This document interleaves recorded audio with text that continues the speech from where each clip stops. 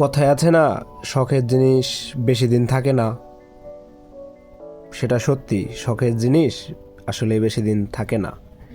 হয়তো কিছু সময় আছে, কিছু তারিখ আছে আমরা ভুলতে পারি না।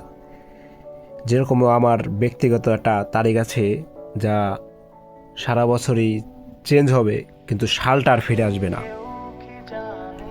12/6/2024। শত শত মানুষের ভিড়ও আমি কান্না করে দেখেছি, কিন্তু সে ফিরেই আসে নাই।